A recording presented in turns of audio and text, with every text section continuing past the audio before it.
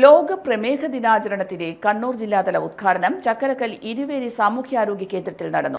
Edakkad block panchayat vice president KP Balagopalan ദിനാചരണ ചടങ്ങുകളുടെ ഉദ്ഘാടനം നിർവഹിച്ചു.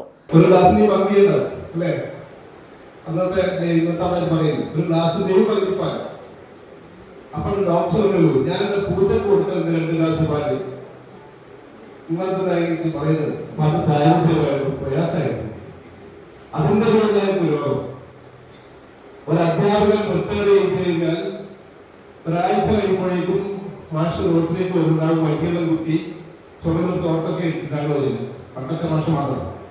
ഇന്നിപ്പോ 56 വയസ്സിൽ റിട്ടയർ ചെയ്താലും സംശയിക്കും. അയാൾ റിട്ടയർ ചെയ്ത ആളാണോ അല്ല ജോലിക്ക് ജോയിൻ ചെയ്യാൻ പോകുന്ന ആളാണോ എന്ന് സംശയിക്കും. അല്ലേ? ആളും അറിയുന്നു. ഇത് നമ്മുടെ സാമൂഹ്യ രംഗത്ത് നമ്മുടെ ഈ കൊച്ചു കേരളത്തിൽ ദൈവത്തിന്റെ നാട്ടിൽ ഉൾപ്പെടെ മാറ്റത്തിന്റെ ഭാഗമാണ്. അതിന്റെ ഭാഗമായിട്ട് തന്നെ അപകടം വന്നു. എന്താണ്? കണ്ടമനം നമ്മൾ ഭക്ഷണത്തിന്റെ കാര്യത്തിലൊന്നും നമുക്ക് നിയന്ത്രണം പാലിക്കാൻ കഴിയാത്തൊരവസ്ഥ വന്നു. നമുക്ക് ആഴ്ചക്ക് ചിലപ്പോൾ 2 or 3 ബിരിയാണി ആവശ്യമില്ല, അല്ലേ? ഉണ്ടാവില്ലേ? അതുപോലെ മേടിക്കുന്നുണ്ടോ? അതുപോലെ ഭക്ഷണ സാധനങ്ങൾ നമ്മൾ ഫാസ്റ്റ് ഫുഡ് എന്നൊക്കെ പറഞ്ഞ് കണ്ടമാനം പറഞ്ഞു കഴിക്കും. അതുപോലെ ഒരു ബന്ധു 97 വയസ്സുകളാണ്.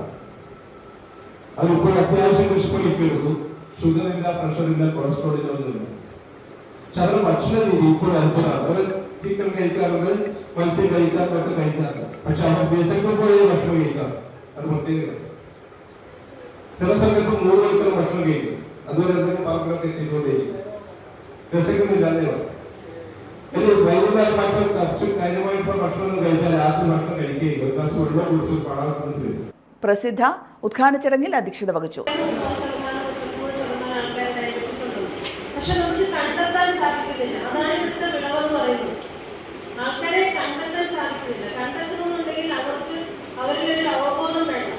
ഞാൻ തന്നെ പറഞ്ഞ ഒരു ചേഞ്ച് വരുത്തണമെന്നുണ്ടെങ്കിൽ നമ്മൾ ആദ്യം അവയർനെസ് ആണ്, പിന്നെ അക്സെപ്റ്റൻസ് ആണ്, പിന്നെ ആക്ഷനിലേക്ക് പോകാമെന്നുള്ളത്.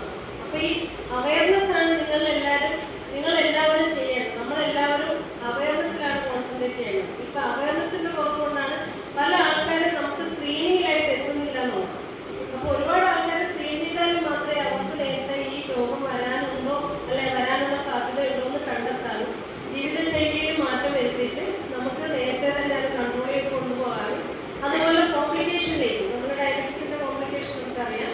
ദിനാചരണത്തിന്റെ ഭാഗമായി വിവിധ കലാപരിപാടികളും അരങ്ങേറി.